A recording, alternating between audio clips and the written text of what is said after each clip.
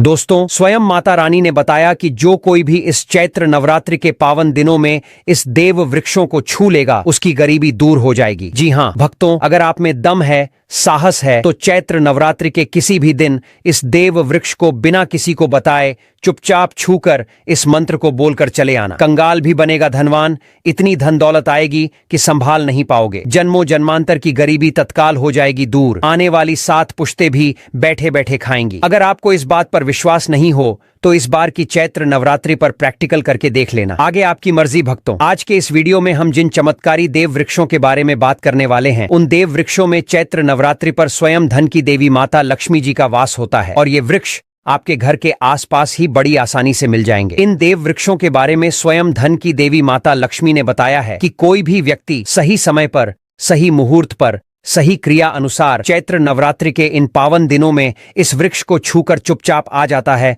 तो उसके घर में स्वयं माता लक्ष्मी जी का वास हो जाता है और उसके जीवन में चल रही गरीबी, दुख, कष्ट सब समाप्त हो जाएंगे। जन्म जन्मांतर की गरीबी तत्काल हो जाएगी दूर। आपका भाग्य 7वें आसमान पर होगा। जहां भी जाओगे धन दौलत पीछे पीछे आएगी। तो फिर आपसे एक छोटा सा अनुरोध करते हैं कि वीडियो को पूरे देखने पर ही 101% लाभ की प्राप्ति हो सकती है, इसलिए इस वीडियो को पूरा देखें। यदि आज आपने इस ज्ञानवर्धक वीडियो को बीच बीच में से देखा, काट काट कर देखा, तो जीवन में आपको सफलता हासिल भी नहीं होगी और आप पूरे साल परेशान ही रहोगे। आगे आपकी मर्जी। भक्तों, इस वीडियो में हम आपको ऐसे पेड़ बताएंगे जिन्हें चैत्र नवरात्रि के इन पावन दिनों में छूने मात्र से आपकी गरीबी तत्काल दूर हो जाएगी। जी हाँ दोस्तों, मां लक्ष्मी की आप पर ऐसी कृपा होगी कि आने वाले समय में आप करोड़पति बन जाओगे। अगर आप चैत्र नवरात्रि पर यह जो पेड़ मैं बताता हूँ, उन पेड़ को छूने मात्र से आपकी गरीबी दूर हो जाएगी। क्योंकि दोस्तों, पूज्य गुरुजी ने अभी अपनी कल की राधा रानी की कथा में गुरुजी ने बताया कि अगर आप साल भर पूजा पाठ, टोने टोटके उपाय करते करते थक गए हो और आपको रत्ती भर भी फायदा न हुआ हो, तो गुरुजी ने बहुत विशेष और रामबाण उपाय बताया है कि चैत्र नवरात्रि पर इस बार 150 साल बाद दुर्लभ संयोग में आसमान लाल होने वाला है और इस बार 2025 में चैत्र नवरात्रि पूरे के पूरे 150 वर्षों बाद में पड़ने जा रही है। और महाकुंभ में आए साधु संत ने भी इन वृक्षों के बारे में बताया है। तो जो पेड़ के बारे में हम आपको बताने वाले हैं, अगर आप उसे हमारे बताए अनुसार सही समय और शुभ मुहूर्त देखकर छू लेते हैं तो यकीन मानिए आपके जीवन में कुछ दिनों बाद धन की वर्षा होने लगेगी। फिर आपके जीवन में आपको उन्नति करने से कोई नहीं रोक पाएगा। आपकी हर मनोकामना पूरी होगी, खुशियों से भर जाएगा आपका घर। यदि आप चैत्र नवरात्रि पर इस देव वृक्षों को छू लेते हो तो तीनों देव ब्रह्मा, विष्णु, महेश का आपको आशीर्वाद मिल जाएगा। अगर आज का ये वीडियो पूरा देख लेते हो दोस्तों, आप अपने फायदे के लिए इस वीडियो को पूरा देख लीजिए। आपका जीवन इस चैत्र नवरात्रि पर न बदल जाए तो दोस्तों मुझे बताना। तो चलिए जानते हैं कि कौन से ऐसे पौधे हैं जिनको चैत्र नवरात्रि पर छूकर आ जाना है। लेकिन दोस्तों, उससे पहले अगर आप हमारे चैनल पर नए हैं तो सबसे पहले चैनल को सब्सक्राइब जरूर करें और वीडियो को लाइक करना न भूलें। साथ ही अपनी राशि को कमेंट बॉक्स में जरूर डालें, क्योंकि हम आपकी राशि से जुड़े भाग्य और समस्याओं के बारे में खास उपाय बताते हैं। इससे आपकी परेशानियां जल्दी दूर हो सकती हैं, इसलिए अपनी राशि कमेंट बॉक्स में जरूर डाल दें। तो चलिए भक्तों, अब हम इस वीडियो पर ज्यादा बकवास ना करते हुए वीडियो को शुरू करते हैं। देखिए दोस्तों, हिंदू संस्कृति में कई तरह के पौराणिक मान्यताओं को महत्व दिया गया है कि कई ऐसे पेड़ पौधे होते हैं जो कि देव वृक्ष कहे गए हैं और काफी शुभ भी माने गए हैं। प्रकृति में मौजूद कई ऐसे पेड़ पौधे होते हैं जो कि हमारे जीवन में चल रही परेशानी को दूर कर देते हैं। खास बात यह है कि पेड़ पौधे की न सिर्फ लोग पूजा करते हैं बल्कि औषधि के रूप में भी प्रयोग करते हैं। ये कई प्रकार की बड़ी से बड़ी बीमारी को ठीक करते हैं और वेद पुराणों में भी कई प्रकार के पेड़ पौधों का उल्लेख है। भक्तों, यदि आप भी चैत्र नवरात्रि के पावन दिनों में इन वृक्षों को छू लेते हो तो आपको महादेव का ऐसा आशीर्वाद मिलेगा जिससे कि आपके जीवन की समस्त परेशानियां दूर हो जाएंगी। दोस्तों देखिए, बात ऐसी है कि हमारा काम तो है सलाह देने का, हम तो केवल सलाह ही दे सकते हैं। अब आप इसको मानो या ना मानो,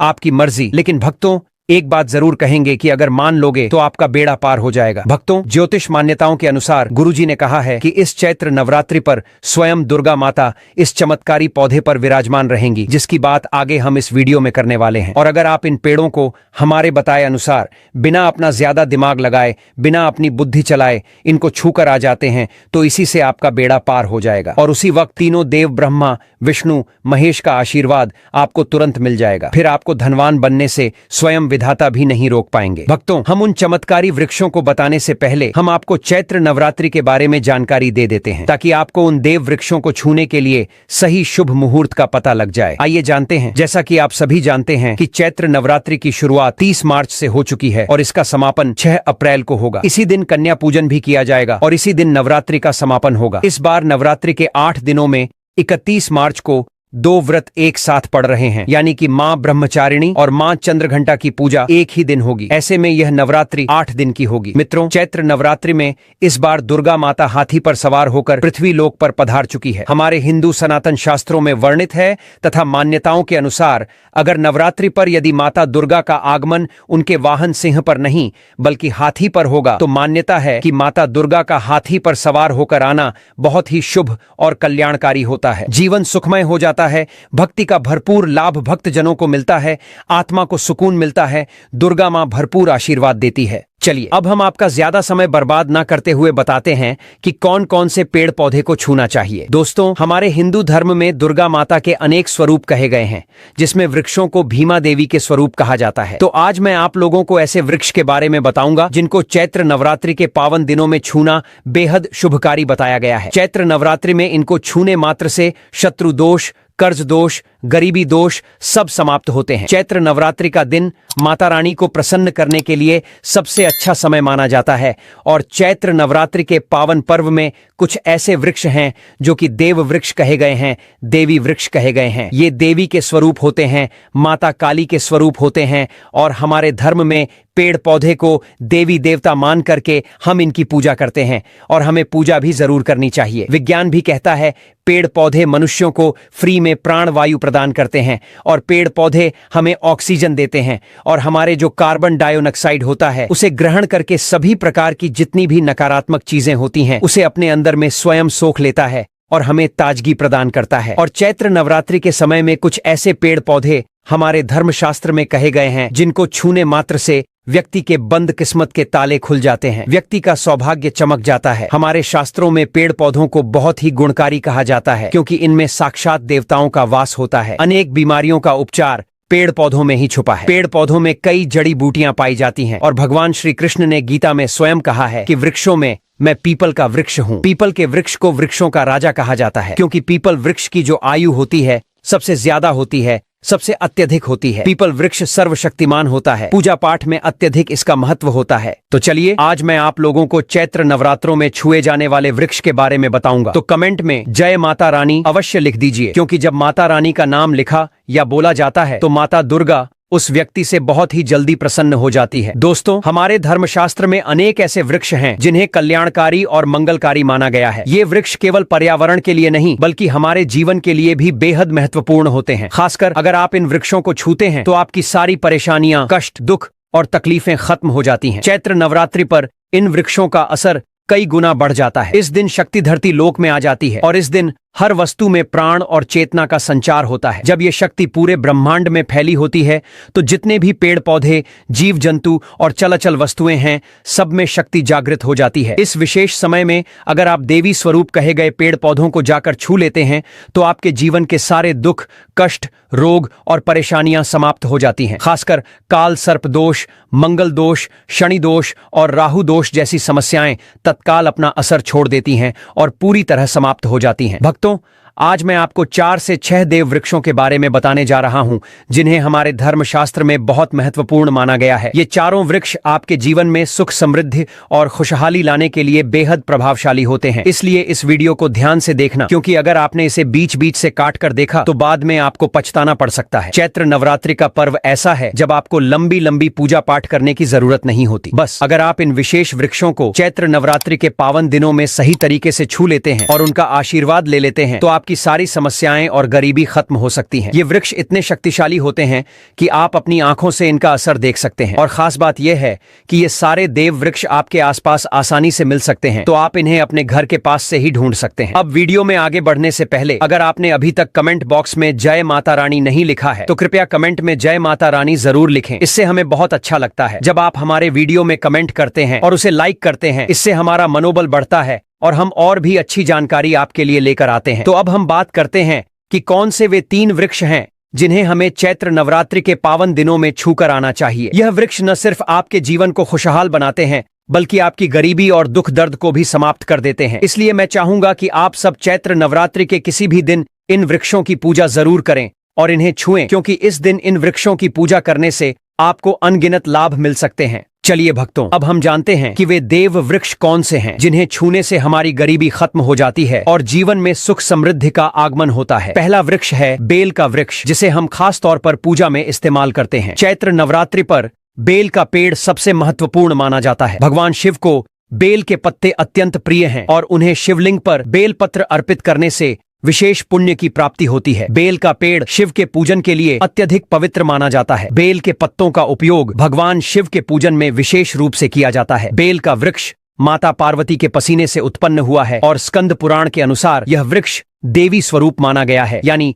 यह नवदुर्गा के स्वरूप है। स्कंद पुराण की कथा में कहा गया है कि बेल वृक्ष की जड़ में गिरजा, तनों में माहेश्वरी, शाखाओं में दक्षिणायणी, पत्तियों में माता पार्वती, फलों में कात्यायनी, फूलों में गौरी और इस वृक्ष के संपूर्ण शरीर में मां लक्ष्मी जी का वास होता है। माता पार्वती के पसीने से उत्पन्न होने के कारण यह पेड़ कई देवी देवताओं का स्वरूप माना जाता है। इसलिए यह वृक्ष धार्मिक रूप से अत्यंत महत्वपूर्ण है। अगर आप चैत्र नवरात्रि के किसी भी दिन संध्या काल में शिव मंदिर या नवदुर्गा मंदिर के पास बेल के वृक्ष के नीचे घी का दीपक जलाते हैं तो व्यक्ति धनवान, गुणवान और पराक्रमी बनता है। इस पेड़ के स्पर्श से व्यक्ति के सभी मनोरथ पूरे होते हैं। इस पेड़ को छूने से पहले आपको एक खास मंत्र भी बोलना चाहिए। वह मंत्र है दर्शनम बिल्व वृक्षस्य स्पर्शनम पापनाशनम अघोर पाप संहारम एक बिल्वम शिवार्पणम। मतलब इस मंत्र का अर्थ है कि बेल वृक्ष का दर्शन और स्पर्श करने मात्र से सभी पाप समाप्त हो जाते हैं और शिव को चढ़ाया गया एक बेलपत्र अघोर पापों का नाश करता है। तो चैत्र नवरात्रि के इन पावन दिनों में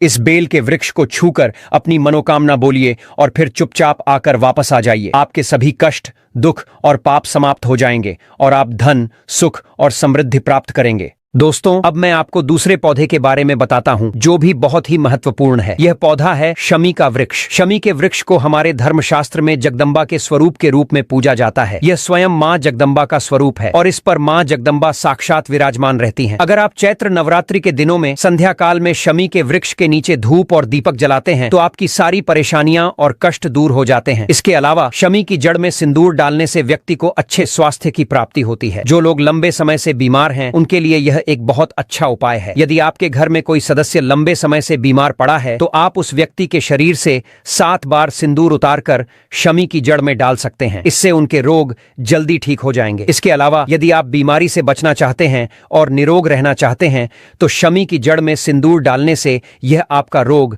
नाश कर सकता है। आपको चैत्र नवरात्रि पर शमी के वृक्ष को छूकर अपनी मनोकामना बोलनी है। जब आप इसे करेंगे तो आप देखेंगे कि आपकी मनोकामना पूरी हो जाएगी और आपकी दरिद्रता समाप्त हो जाएगी। इस दिन शमी के वृक्ष के प्रभाव से आपको अपार लाभ मिल सकता है। तो इस चैत्र नवरात्रि पर शमी के वृक्ष का आशीर्वाद लेकर अपने जीवन में खुशहाली और समृद्धि लाएं। दोस्तों, अब हम बात करेंगे तीसरे वृक्ष की, जिसे देव वृक्ष भी कहा जाता है। यह वृक्ष है पारिजात का वृक्ष। पारिजात का वृक्ष समुद्र मंथन से उत्पन्न हुआ था और इसे देवराज इंद्र के नंदन वन में स्थापित किया गया था। बाद में भगवान श्री कृष्ण ने इस वृक्ष को मानव कल्याण के लिए धरती पर लाया था। यह वृक्ष लक्ष्मी का स्वरूप माना जाता है क्योंकि माता लक्ष्मी भी समुद्र मंथन से उत्पन्न हुई है। यह माना जाता है कि अगर किसी व्यक्ति के शरीर में थकान या पीड़ा हो या व्रत के दौरान परेशानी हो तो शाम के समय पारिजात के वृक्ष को छूने से यह सारी परेशानियां दूर हो जाती हैं। आप चैत्र नवरात्रि पर जब भी समय मिले इस वृक्ष को छू सकते हैं और विशेष लाभ प्राप्त कर सकते हैं। अगर आप इस वृक्ष के नीचे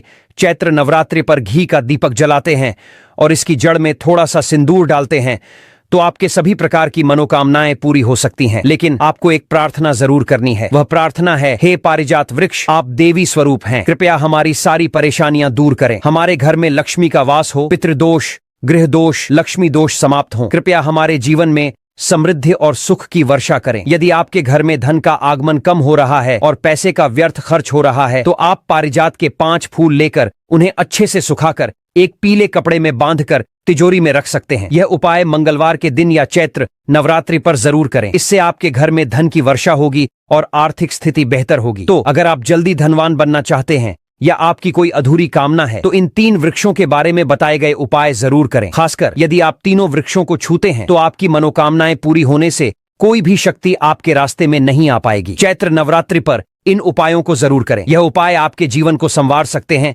आपके कष्ट दूर कर सकते हैं और आपकी किस्मत को चमका सकते हैं। भक्तों, अब अगले वृक्षों को बताने से पहले आपसे एक छोटी सी रिक्वेस्ट है। अगर आप हमारे चैनल पर नए हैं तो कृपया चैनल को सब्सक्राइब करें, वीडियो को लाइक करें और अपनी राशि हमें कमेंट बॉक्स में बताएं। हम आपकी राशि से जुड़ी समस्याओं और उपायों के बारे में भी बताते हैं, जिससे आपका भाग्य और भी चमक उठेगा। तो जल्दी से अपनी राशि कमेंट बॉक्स में डालें और अपने भाग्य को जागृत करें। भक्तों, अब अगला पेड़ है जिसे आपको चैत्र नवरात्रि पर छूकर आना है, वह है पीपल का पेड़। पीपल का पेड़ हिंदू धर्म में बहुत ही पवित्र और शुभ माना जाता है। इसे विशेष रूप से भगवान शिव और विष्णु दोनों से जोड़ा जाता है। पीपल के पेड़ का पूजा करने से पापों का नाश होता है और पुण्य की प्राप्ति होती है। चैत्र नवरात्रि पर पीपल के पेड़ के नीचे बैठकर ध्यान करें और वहां सफाई रखें। पीपल के नीचे दीपक लगाना और पूजा करना विशेष रूप से लाभकारी माना जाता है। भक्तों, अब अगला देव वृक्ष है जिसे आपको चैत्र नवरात्रि पर छूकर आना है, वह है वट वृक्ष। वट वृक्ष हिंदू धर्म में विशेष रूप से महिलाओं के लिए महत्वपूर्ण है। यह पेड़ समृद्धि,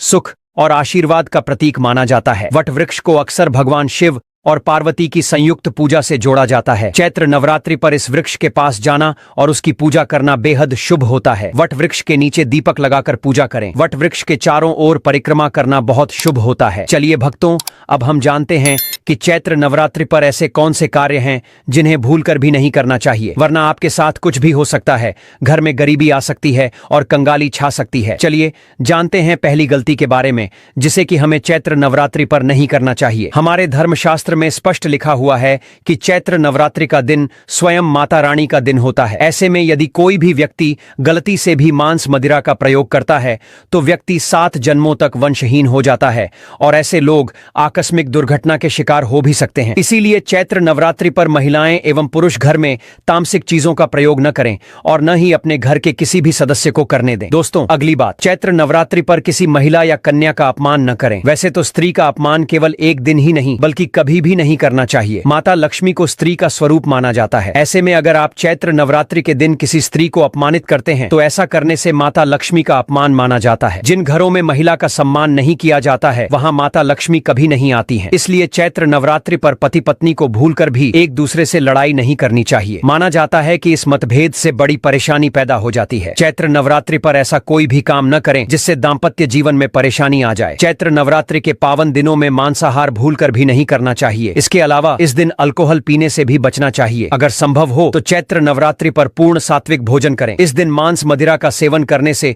घर में अशांति आती है और माता रानी नाराज हो जाती हैं और ऐसे घरों को छोड़कर चली जाती हैं। दूसरी बात, भक्तों, चैत्र नवरात्रि पर काले कपड़े नहीं पहनने चाहिए। चैत्र नवरात्रि के दिन काले रंग के कपड़े पहनना भी अशुभ माना जाता है, क्योंकि काला रंग नकारात्मक ऊर्जा का प्रतीक होता है और इसे तामसिक गुण से जुड़ा हुआ माना जाता है। इस दिन साधक को सफेद, पीला, हरा या अन्य हल्के रंग के कपड़े पहनने चाहिए। भक्तों, तीसरी बात, भक्तों, चैत्र नवरात्रि पर बाल और नाखून काटने से बचें। चैत्र नवरात्रि पर बाल और नाखून काटना भी अशुभ माना जाता है। यह दिन पवित्रता और तपस्या का होता है और शरीर को अपवित्र करना इस दिन के उद्देश्य के विपरीत है। धर्मशास्त्र के अनुसार इस दिन शरीर के किसी भी अंग की सफाई या कटाई से बचना चाहिए। यह दिन ध्यान, साधना और माता रानी के प्रति निष्ठा का होता है, इसलिए इस दिन इन कार्यों से दूर रहना चाहिए। चैत्र नवरात्रि के दौरान शादीशुदा महिलाओं को या किसी भी महिला को एकदम सफेद रंग के कपड़े पहनकर पूजा पाठ नहीं करना चाहिए। साथ ही साथ एकदम काले रंग के कपड़े भी नहीं पहनना चाहिए। इससे पूजा,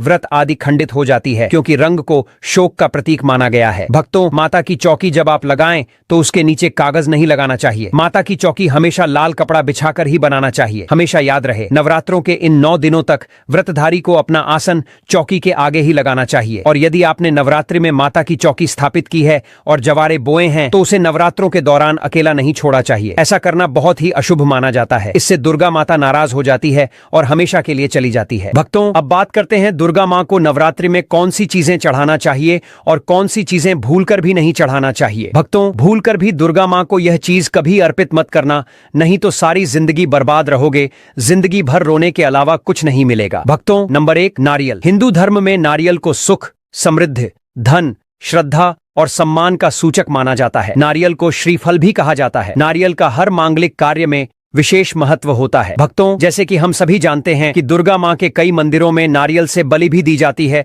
और दुर्गा मां के पूजन में नारियल का इस्तेमाल हम सभी करते हैं। खासकर कलश की स्थापना नारियल रखकर ही की जाती है। दुर्गा मां के पूजन में हम नारियल इस्तेमाल करते समय कुछ गलतियां कर बैठते हैं। नारियल कई प्रकार के होते हैं, एक हरा, दूसरा सूखा, जिसके अंदर पानी होता है। जिस नारियल के अंदर पानी होता है, मां रानी के पूजन में सदैव पानी वाला और जटा वाला नारियल ही अर्पित करें। कलश स्थापना में सबूत नारियल होना चाहिए। नारियल चटका हुआ या टूटा हुआ नहीं होना चाहिए, क्योंकि सबूत नारियल ही पूर्ण और पवित्रता का प्रतीक होता है। सबूत नारियल ही सुख समृद्धि का प्रतीक होता है। यह भी ध्यान रहे कि महिलाएं दुर्गा मां को नारियल अर्पित तो कर सकती हैं, लेकिन कभी भी दुर्गा मां के सामने नारियल को भूलकर भी ना तोड़े, क्योंकि नारियल बीज रूप होता है, यानी कि नारियल में बीज होता है और स्त्रियां बीज रूप से ही शिशु को जन्म देती हैं। इसीलिए कभी भी महिलाओं को नारियल नहीं तोड़ना चाहिए। भक्तों, अगर आपको हमारा वीडियो पसंद आया हो तो कृपया इसे लाइक करें और ऐसे ही और वीडियोस के लिए हमारे चैनल को सब्सक्राइब जरूर करें। साथ ही बेल आइकन दबाना न भूलें ताकि हमारी नई वीडियोस की जानकारी